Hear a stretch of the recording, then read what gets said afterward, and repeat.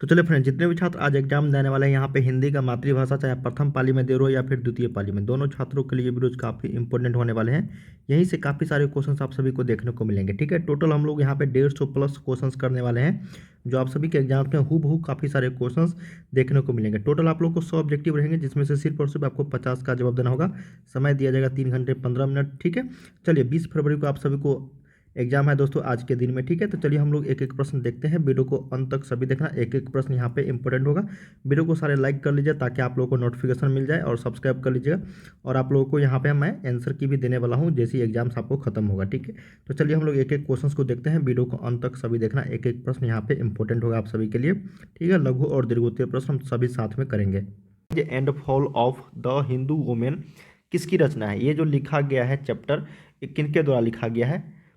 नलिन बिलोचन Sharma, Max Muller, Hazari Prasad Dwivedi या फिर भीमराव अंबेडकर? तो सही उत्तर यहाँ पे हो जाएगा भीमराव अंबेडकर जी के द्वारा ये लिखा गया है। जो आप लोगों को जाति प्रथा जो चैप्टर है श्रम विभाजन और जाति प्रथा, उन्हीं के द्वारा ये लिखा गया है। ठीक है, भीमराव अंबेडकर जी के द्वारा। अगला है कि सेन साहब की नई मोटर कार किस रंग की थी?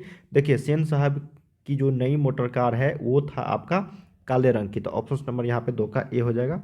चलिए थर्ड नंबर प्रश्न देखते हैं। कहा गया है कि मैक्स मुलर की दृष्टि में सर्वविध संपदा और प्राकृतिक सौंदर्य से परिपूर्ण कौन सा देश माना गया है? तो सही उत्तर हो जाएगा यहाँ पे बी, भारत। ये काफ़ी इंपॉर्टेंट प्रश्न है, इसको आप लोग ध्यान में रखिएगा।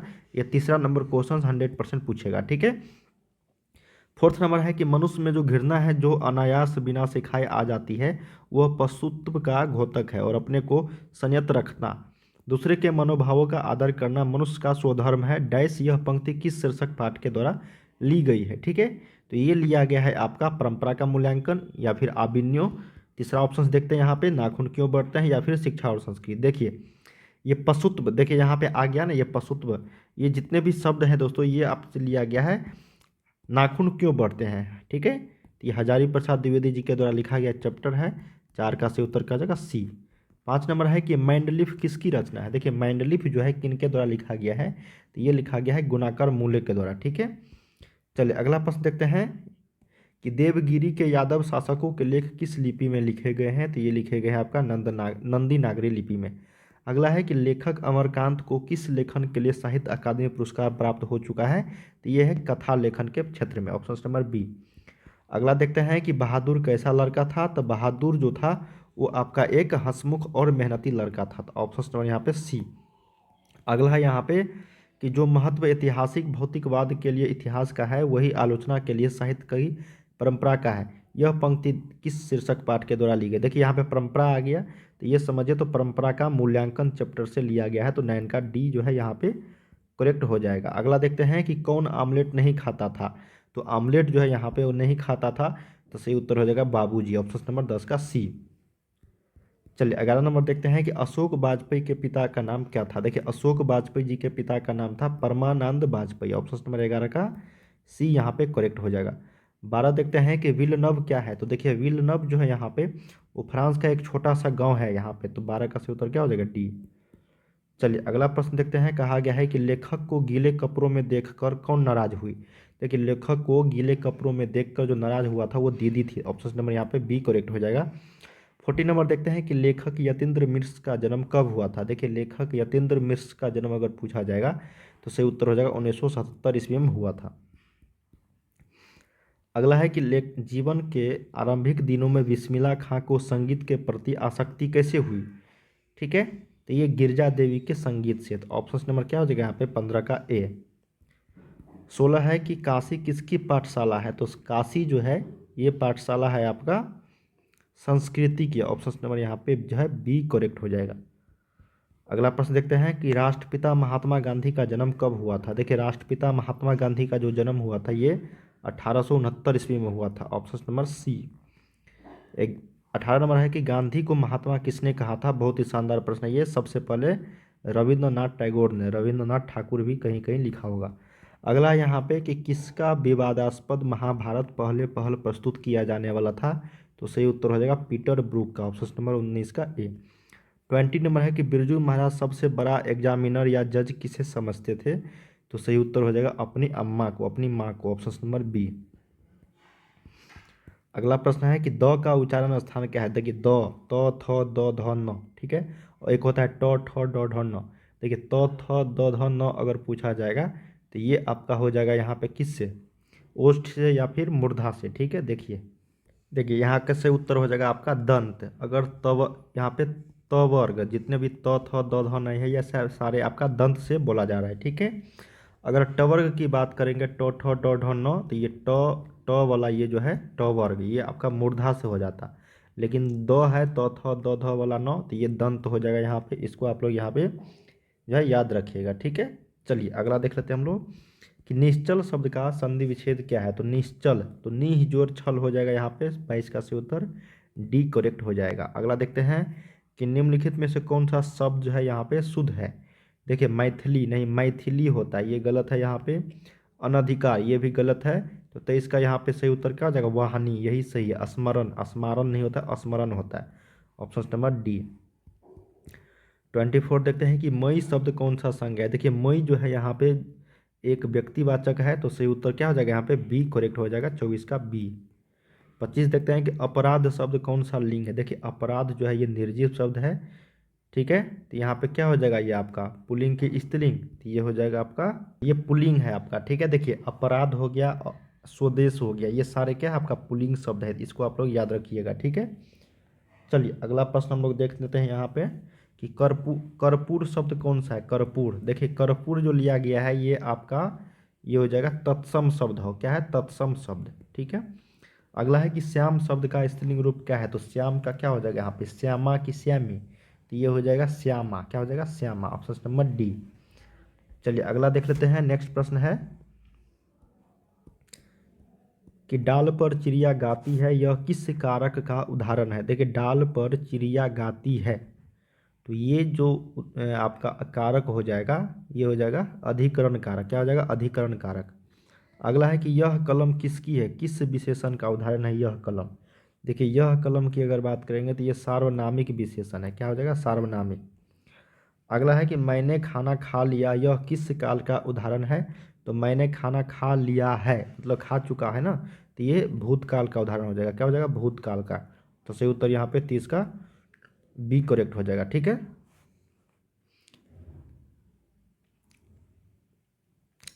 क्योंकि देखो यहाँ पे दो तरह से शब्द बने, अगर मैंने खाना खा लिया है तो ये भूतकाल, अगर मैं खाना खा रहा हूँ तो वर्तमान काल, मैं खाना खाऊंगा तो ये भविष्यत काल हो जाता, ठीक है।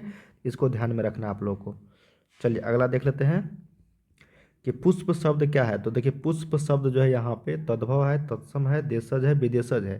तो 31 का सही उत्तर हो जाएगा तत्सम शब्द। अगला है कि ऐसे शब्द जो यौगिक तो होते हैं पर अर्थ के विचार से अपने सामान्य अर्थ को छोड़ किसी परंपरा से विशेष अर्थ के परिचायक होते हैं, उसको हम लोग क्या बोलते हैं, उसको हम लोग बोलते हैं योगरूढ़ शब्द। पराजय शब्द में उपसर्ग क्या है। तो पराजोर जय, क्या हो जाएगा यहाँ पे सही उत्तर 33 का ऑप्शन नंबर डी करेक्ट हो जाएगा, परा उपसर्ग। अगला है त्यागी शब्द में प्रत्यय। देखिए त्यागी, तो यहाँ पे कौन सा प्रत्यय है 34 में, तो ई प्रत्यय है, त्याग जोड़ ई त्यागी। अगला है कि चाचा का विशेषण क्या होगा। तो कि चाचा का विशेषण की अगर हम लोग बात करेंगे तो 35 का चचेरा हो जाएगा, क्या हो जाएगा चचेरा। शूल पानी, देखिए शूल पानी हो गया, चक्र पानी हो गया, ये सारे जितने भी शब्द है ये आपका बहुव्रीहि समास हो गया, ठीक है। वीणा पानी हो गया। अगला शब्द है, अगला क्वेश्चन है कि निम्नलिखित में से शुद्ध वाक्य कौन सा है। राम ने पुस्तक खरीदा, राम पुस्तक खरीदा, राम ने पुस्तक खरीदी, इनमें से कोई नहीं। तो सही उत्तर क्या हो जाएगा यहाँ पे राम ने पुस्तक खरीदा, ऑप्शन नंबर 37 का ए जो है ये शुद्ध वाक्य है। अब द्रव्यवाचक, देखिए द्रव्यवाचक संज्ञा इसमें से क्या है, पत्थर है, दूध है, गांव है, शहर है। सही उत्तर हो जाएगा यहाँ पे दूध, ऑप्शन नंबर बी। अगला देख लेते हैं कि उसने अपने भाई का घर खरीदा, किस वाक्य का उदाहरण है। तो उसने अपने भाई का घर खरीदा, तो ये सरल वाक्य हो जाएगा, क्या हो जाएगा सरल वाक्य। नेक्स्ट प्रश्न है कि सजीव का विलोम क्या होगा। तो सजीव का निर्जीव हो जाएगा, ऑप्शन नंबर बी। जप्पू जी किसकी रचना है, जप्पू जी। देखिए जप्पू जी की अगर बात करेंगे तो ये आपको बुक का क्वेश्चन है, ये हो जाएगा गुरु नानक की।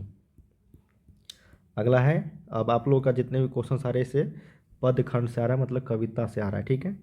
अगला है कि जटा मुकुट तन भस्म लगाई वसन छोड़ी तन नगन भाया, किस कविता की पंक्ति है? तो ये पंक्ति जो है आपका राम नाम बिनु बीरथे जगी जन्मा, ऑप्शन नंबर 42 का सी करेक्ट हो जाएगी। 43 देखते हैं कि रसखान रचित प्रेम वाटिका किस प्रकार की रचना है? देखिए रसखान रचित प्रेम वाटिका जो है ये आपका प्रेम निरूपण संबंधी की रचना है, तो 43 का क्या हो जाएगा यहाँ पे डी। 44 देखते हैं कि इनमें से किनका सवैया और धनाक्षरी अत्यंत प्रसिद्ध है? 4 ऑप्शन दिए गए हैं नीचे यहाँ पे, घनानंद की, प्रेमधन की, गुरु नानक, या फिर इनमें से किसी की नहीं। 44 का सही उत्तर के साथ चलेंगे हम लोग, तो यहाँ पे हो जाएगा आपका घनानंद की।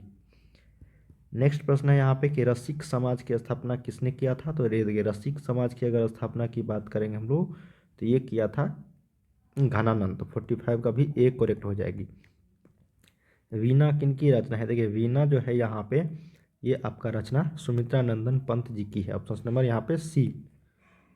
अगला प्रश्न देखते हैं, रामधारी सिंह दिनकर जो बिहार के या फिर भारत के राष्ट्रकवि कहे जाते हैं, जिनका जन्म बिहार के सिमरिया में हुआ था, बेगूसराय जिला में 1908 ईस्वी में हुआ था। कब हुआ था? 23 सितंबर 1908 ईस्वी को। अगला है कि अपने सामने शीर्षक काव्य संग्रह किन की रचना है? तो अपने सामने जो शीर्षक काव्य संग्रह जो रचना है ये लिखा गया है आपका कुंवर नारायण के द्वारा। अगला है यहाँ पे कि बूढ़ा चौकीदार वृक्ष कहाँ मिलता था? देखिए बूढ़ा चौकीदार वृक्ष की अगर बात करेंगे हम लोग तो ये मिलता था घर के दरवाजे पर। अगला है तुर्की के महाकवि नाजिम हिकमत की कविताओं का अनुवाद वीरेन डंगवाल ने किस रूप में किया है? तो ये किया है पहल पुस्तिका के रूप में, ऑप्शन नंबर सी। चलिए अब हम लोग यहाँ पे ऑब्जेक्टिव देख लिया, अब सब्जेक्टिव हम लोग देखते हैं लघु और दीर्घोत्तरीय प्रश्न, अंत तक सभी देखना।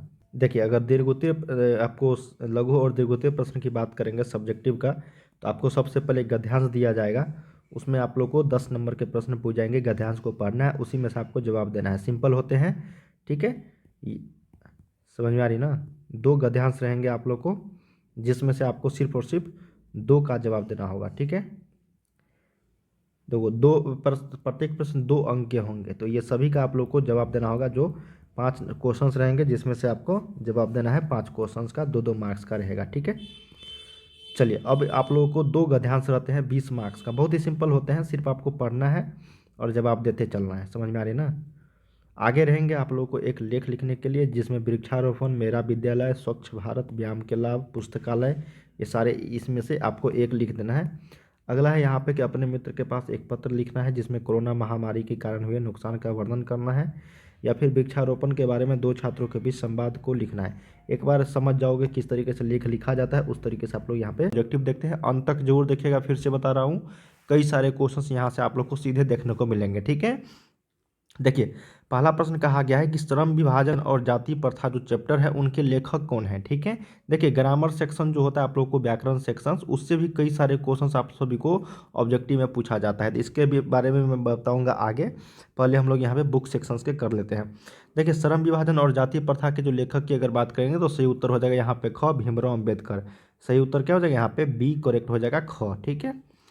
चलिए सेकंड नंबर प्रश्न है, कहा गया कि विष के दांत कहानी किस वर्ग के अनेक अंतर विरोधों को उजागर करती है? मध्यम वर्ग, उच्च वर्ग, या फिर निम्न वर्ग, या फिर दलित वर्ग?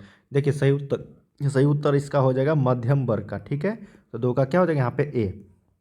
नलिन बिलोचन शर्मा जी के द्वारा जो लिखा गया है विष के दांत, देखिए मैं आप लोग को बता दूं, अगर 10 मार्क्स अगर आप लोग मुफ्त में चाहते हो, फ्री में चाहते हो, बस थोड़ा सा आप लोग को काम करना होगा, 10 से 15 से 20 मिनट आप लोग जितने भी आप लोग के बुक में है ना, जितने भी आप लोग के बुक में लेखक और चैप्टर का नाम है, ठीक है, उसको आप लोग याद रख लोगे तो 10 मार्क्स आप लोग को आसानी से मिल जाएंगे। एक तो मिलान चिन्ह वाला रहेगा, ठीक है, एक का बी, 2 का सी, इस तरीके से 5 मार्क्स का, और आप लोग को ऑब्जेक्टिव में कम से कम 7 से 8 मार्क्स, मिनिमम 7 मार्क्स रख लो, तो 7, 5, 12 मार्क्स आप लोग को सिर्फ और सिर्फ लेखक का नाम और चैप्टर का नाम याद रखने से हो जाएगा, ठीक है, ये चीज़ आप लोग कर लेना। चलिए थर्ड नंबर प्रश्न देखते हैं, कहा गया है यहाँ पे कि मैक्स मुलर ने सर्वविध संपदा और प्राकृतिक सौंदर्य से परिपूर्ण किस देश को माना है? तो सही उत्तर हो जाएगा यहाँ पे भारत को। किसको माना है? तो भारत को, मैक्स मुलर, ऑप्शन नंबर 3 का सी। फोर्थ नंबर है कि नाखून क्यों बढ़ते हैं, इनमें से गद्य की कौन सी विद्या है? मतलब नाखून क्यों बढ़ते हैं, यह हजारी प्रसाद द्विवेदी जी के द्वारा लिखा गया है, यह आखिर है क्या गद्य में? कहानी है, कविता है, भाषण है या फिर ललित निबंध है? तो सही उत्तर क्या हो जाएगा यहाँ पे? ललित निबंध। क्या हो जाएगा यहाँ पे? ललित निबंध हो जाएगा। चलिए 5 नंबर देखते हैं कि हिंदी भाषा की लिपि क्या है।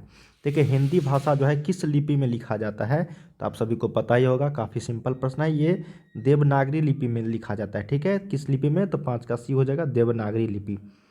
चलिए अगला प्रश्न देखते हैं। कहा गया है यहाँ पे 6 नंबर कि बहादुर का पूरा नाम क्या था। देखिए बहादुर जो था आप लोग बुक में, चैप्टर में, उनका पूरा नाम क्या था? तो दिल बहादुर था। क्या नाम था? दिल बहादुर। ऑप्शन नंबर 6 का आप लोगों को डी करेक्ट हो जाएगी।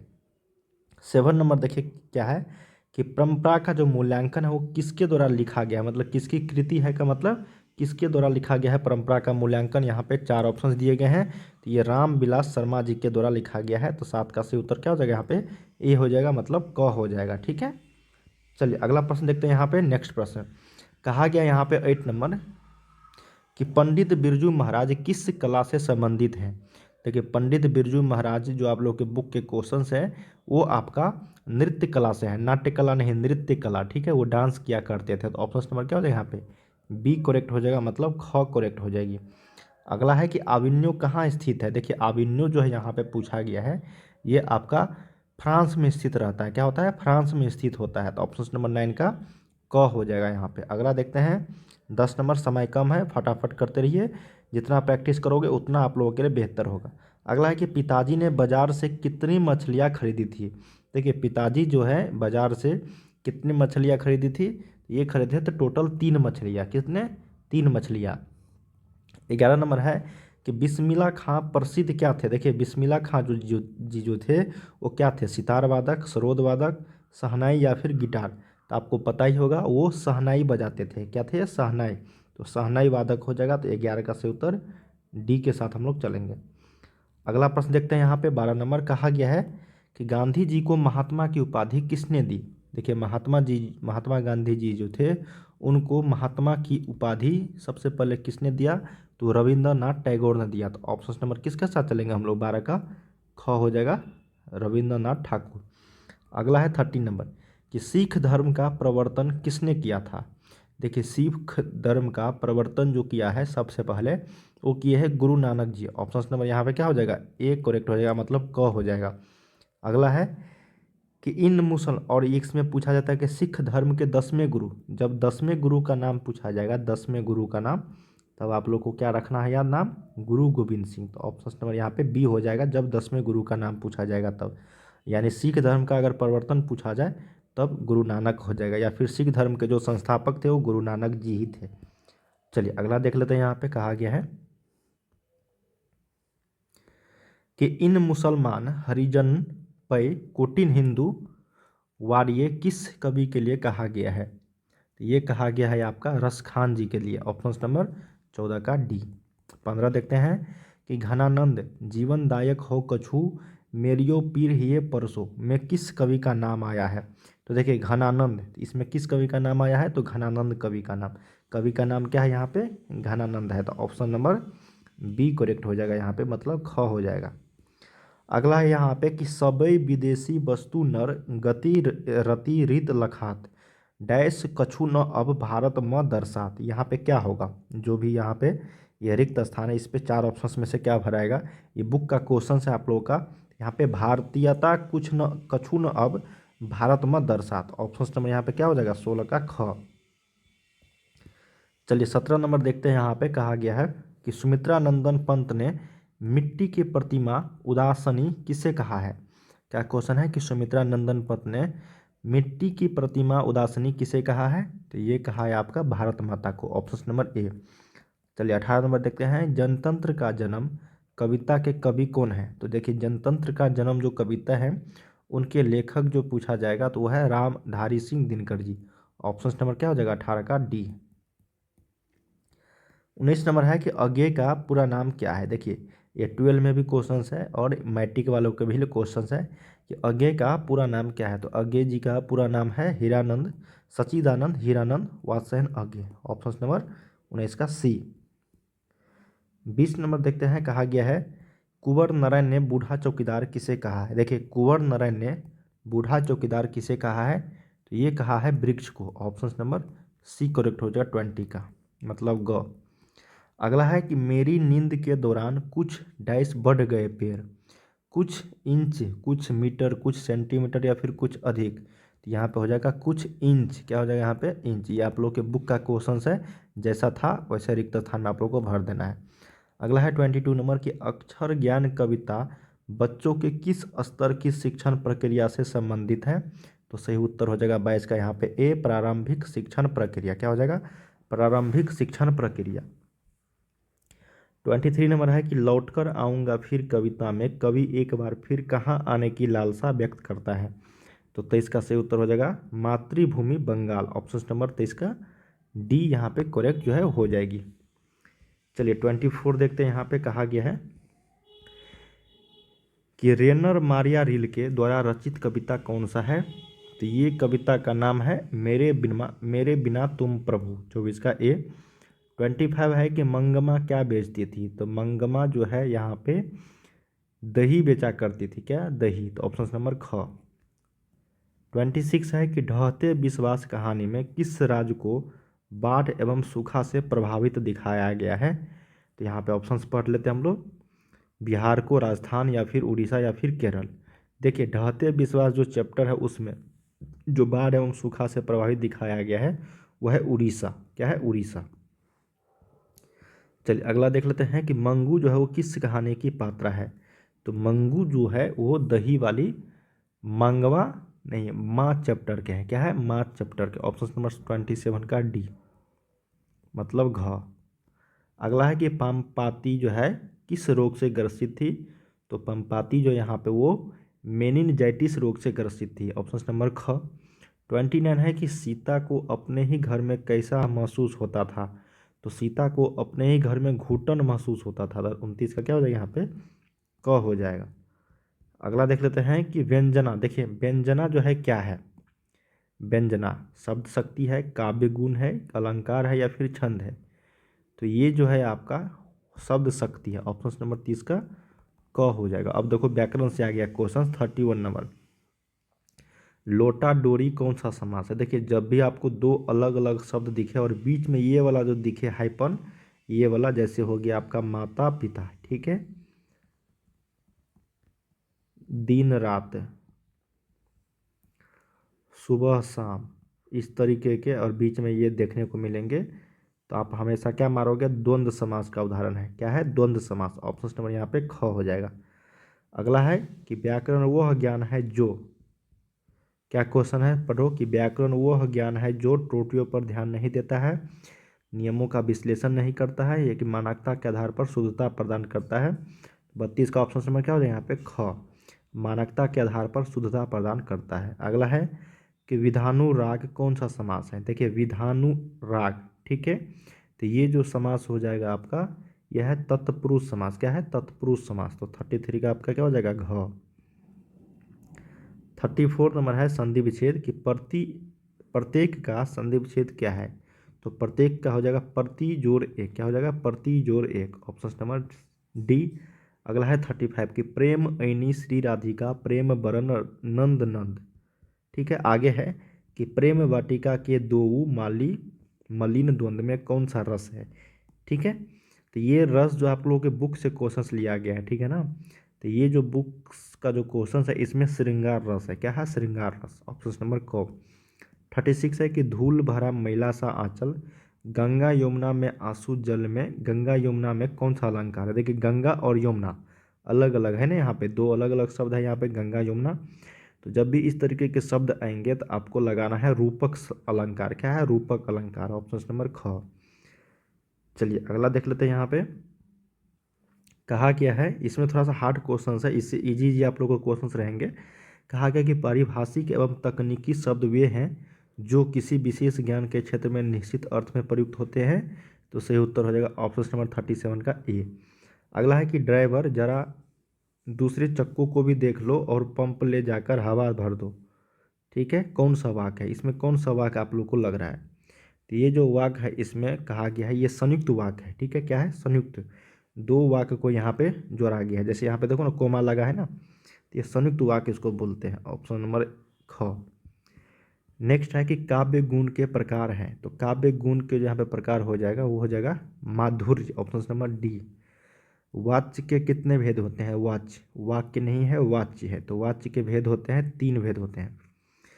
अगला है यहाँ पे कि बातों की जलेबी छानना मुहावरे का अर्थ क्या है? तो बातों की अगर जलेबी छानना इसका मतलब है वो गप सप में आनंद ले रहा है, तो ऑप्शन नंबर 41 का क हो जाएगा। अगला है यहाँ पे कि सभ्य का विलोम क्या है? तो सभ्य का मतलब हो जाएगा असभ्य, क्या हो जाएगा? असभ्य हो जाएगा।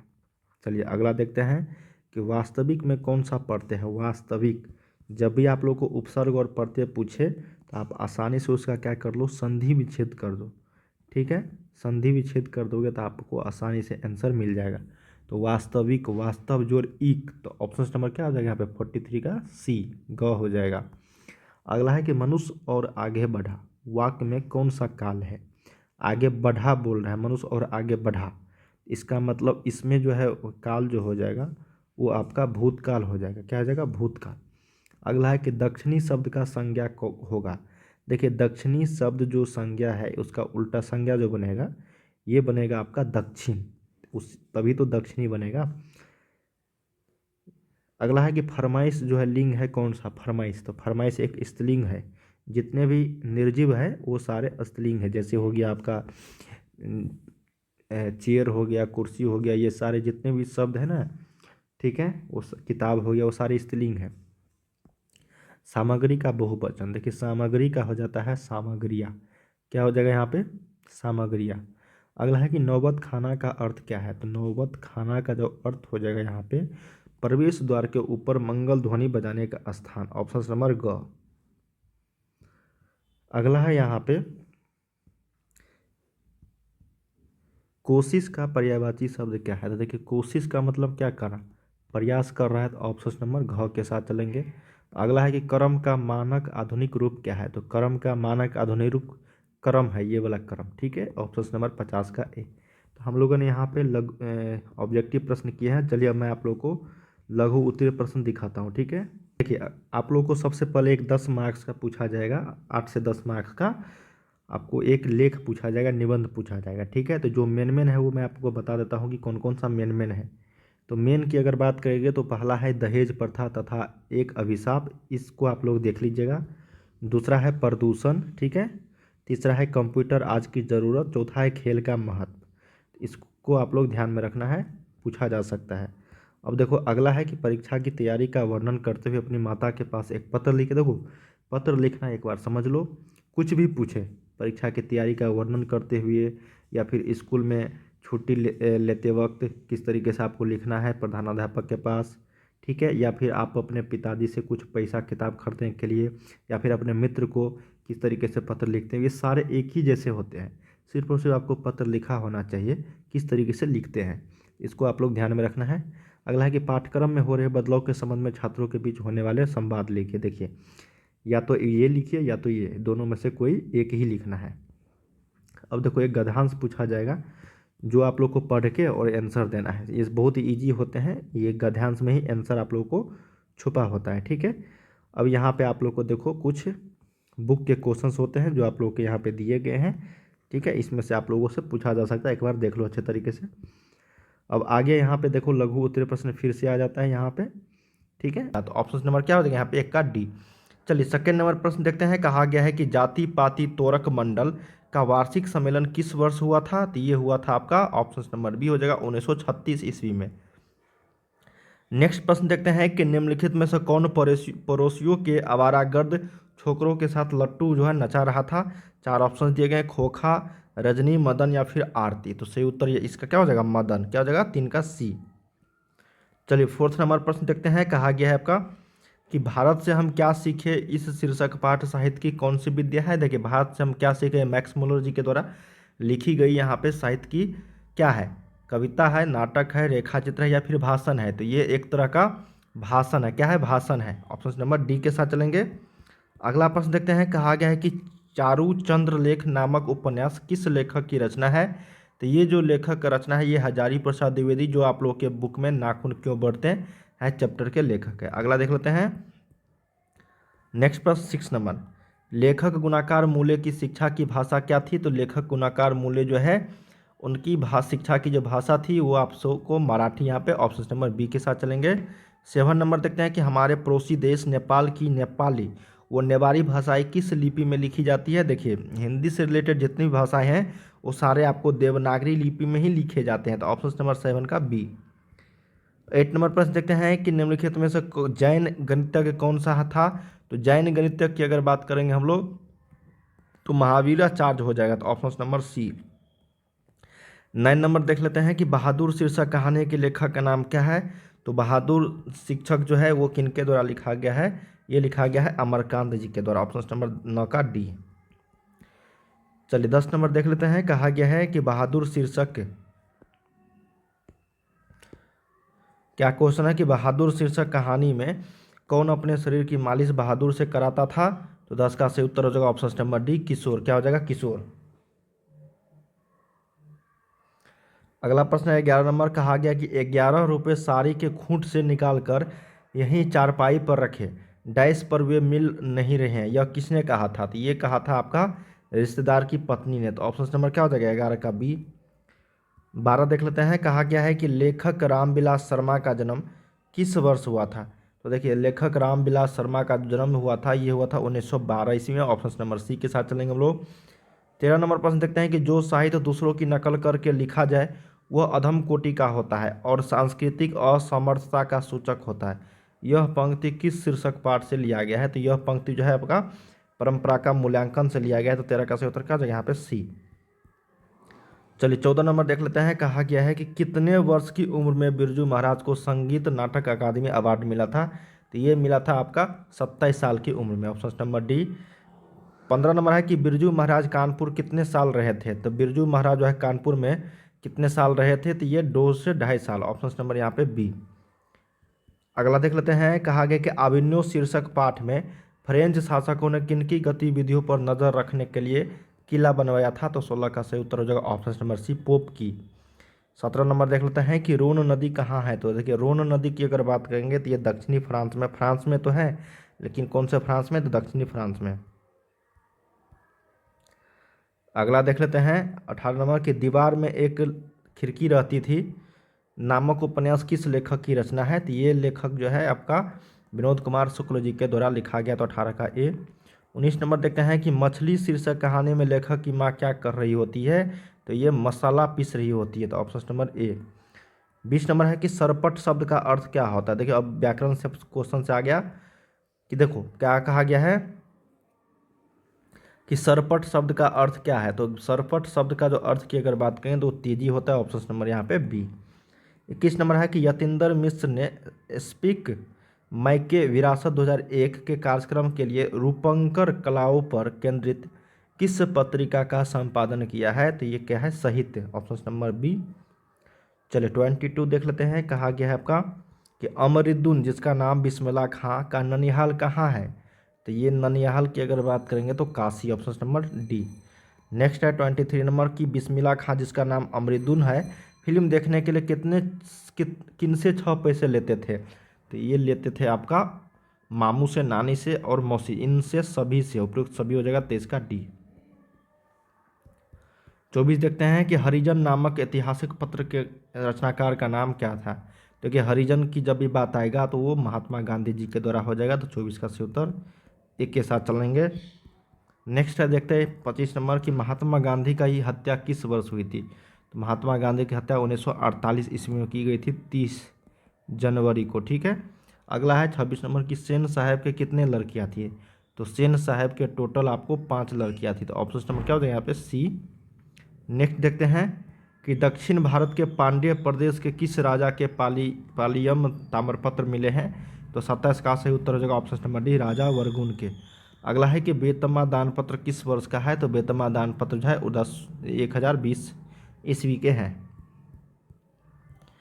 अगला प्रश्न है कि थ का, देखिए थ द मैंने आपको बताया था कि तवर्ग जो है ये आपका दंत से बोला जाता है, दांत से, तवर्ग, ठीक है। त वर्ग मतलब त हो गया, थ हो गया, द हो गया, ध हो गया और ये न हो गया, ये सारे आपको दंत से बोला जाता है। अगला है कि व्यंजन वर्ण की कितनी श्रेणियां होती है? तो व्यंजन वर्ण की आपको 3 श्रेणियां होती है, ऑप्शन नंबर सी। चलिए अगला देख लेते हैं। कहा गया है कि जिस स्वर के उच्चारण में तिगुना समय लगे उससे हम लोग क्या कहेंगे? उसको हम लोग बोलेंगे प्लुत स्वर, ऑप्शन नंबर डी सही उत्तर हो जाएगी। अगला है कि हिंदी में अनुनासिक वर्णों की संख्या कितनी होती है? तो ये होता है आपको 5। अगला है कि स्वर संधि के कितने भेद होते हैं? देखिए स्वर संधि के आपको संधि के 3 भेद और स्वर संधि के उसके भी आपको कितने भेद होते हैं? 5 भेद होते हैं। देखिए स्वर संधि के 5 भेद और संधि के कितने भेद? तो 3 भेद संधि के, ठीक है, और स्वर संधि के 5 भेद। अगला है कि दुष्कर शब्द का संधि विच्छेद। देखिए दु जोड़ कर हो जाएगा यहाँ पे दुष्कर, तो 34 का सही उत्तर सी के साथ चलेंगे। 35 है कि य र ल व कौन सा व्यंजन कहलाते हैं? तो ये व्यंजन का नाम है आपका अंतस्थ व्यंजन, अंतस्थ व्यंजन, ठीक है। 36 देखते हैं कि निम्नलिखित में से शुद्ध शब्द कौन सा है? तो शुद्ध शब्द की अगर बात करेंगे, घनिष्ठ, छात्र, कालिदास। 36 का सही उत्तर हो जाएगा कालिदास, ऑप्शन नंबर बी। अगला है मनुज शब्द में उपसर्ग। तो मनुज तो क्या हो जाएगा यहाँ पे? मन जोर ओज, ठीक है। तो यहाँ पे 37 का क्या हो जाएगा? म जोर नुज। देखिए सही उत्तर यहाँ पे म उपसर्ग हो जाएगा। तो 37 का ए। उपसर्ग और प्रत्यय पता है ना, उपसर्ग जो शुरू में लगता है, प्रत्यय जो लास्ट में लगता है। निम्नलिखित में से प्रश्नवाचक चिन्ह कौन सा है? तो यहाँ पे ये ऑप्शन नंबर हो जाएगा प्रश्नवाचक चिन्ह। संज्ञा के कितने भेद होते हैं? तो संज्ञा के टोटल 5 भेद होते हैं, ऑप्शन नंबर बी। अगला है कि आर्यावर्त शब्द कौन सा संज्ञा है? तो देखिए आर्यावर्त तो ये भारत का नाम है, व्यक्तिवाचक संज्ञा हो जाएगा। तो क्या हो जाएगा 40 का सी। क्या कहा गया कि शब्द की जाति को क्या कहते हैं? तो शब्द की जाति की अगर बात करेंगे तो ये समास कहलाता है। अगला है कि शक्ति शब्द का कौन सा लिंग है? मतलब शक्ति जो शब्द है वो कौन सा लिंग है? तो ये आपका हो जाएगा स्त्रीलिंग। क्या हो जाएगा? स्त्रीलिंग। अगला है कि जिस विकारी शब्द से एक पदार्थ या एक व्यक्ति का बोध होता है तो उसे क्या कहेंगे? उसे कहेंगे एक वचन, ठीक है। एक पदार्थ बोला है ना, एक पदार्थ या एक व्यक्ति। और जिससे एक से ज़्यादा मतलब दो पदार्थ या दो व्यक्ति का बोध होता है द्विवचन। और दो से अधिक की बात आएगा, ये देखिए दो के लिए, ठीक है। और ये आपको दो से ज़्यादा के लिए। अगला है यहाँ पे कि कारक के कितने भेद होते हैं? तो कारक के 8 भेद होते हैं टोटल। अगला है कि को के लिए किस कारक की विभक्ति है? देखिए कर्ता ने कर्म को करण से, ये सारे हैं ना, तो को और के लिए दोनों किस कारक विभक्ति है? तो यह है आपका संप्रदान को के लिए, ऑप्शन नंबर सी। अगला है यहाँ पे शिकारी ने बाघ मारा, किस कारक का उदाहरण है? तो ये उदाहरण है आपका कर्ता कारक। अगला है कि वह जो न करे सो थोड़ा, किस सर्वनाम का उदाहरण है? तो ये है आपका संबंधवाचक सर्वनाम का। चलिए 48 नंबर देखते हैं। कहा गया है कि ऐसा आदमी किस विशेषण का उदाहरण है? तो ऐसा आदमी, तो ऐसा आदमी जो विशेषण का उदाहरण होगा सार्वनामिक विशेषण। अगला है धार्मिक शब्द में प्रत्यय, तो इक प्रत्यय है। चलिए 50 नंबर देखते हैं। यहाँ पे क्वेश्चंस कहा गया है आपका कि जिन क्रियाओं, क्या कहा गया है?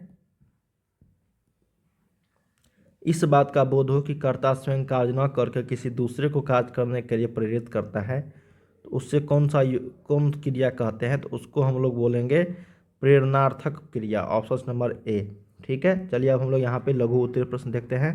देखिए लघु उत्तरीय प्रश्न की अगर बात करेंगे तो आपको गद्यांश दिया जाएगा टोटल 20 मार्क्स का, ठीक है, जिसमें से 5-5 प्रश्न रहेंगे, 2-2 अंक का, तो टोटल 10 गुना। और सिंपल प्रश्न होते हैं, आपको पढ़ के सिर्फ और सिर्फ क्या करना है? उसका जवाब देना है, ठीक है। टोटल आपको कितने रहेंगे? 20 मार्क्स का गद्यांश रहेंगे।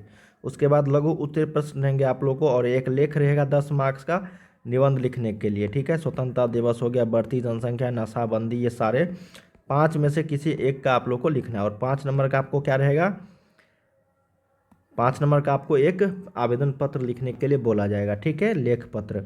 और उसके बाद आप लोग को 10 मार्क्स का लघु उत्तरीय प्रश्न रहेंगे, जो यहाँ पे टोटल 20 प्रश्न रहेंगे, 10 प्रश्न रहेंगे, जिसमें से आपको टोटल 5 का जवाब देना होगा, ठीक है।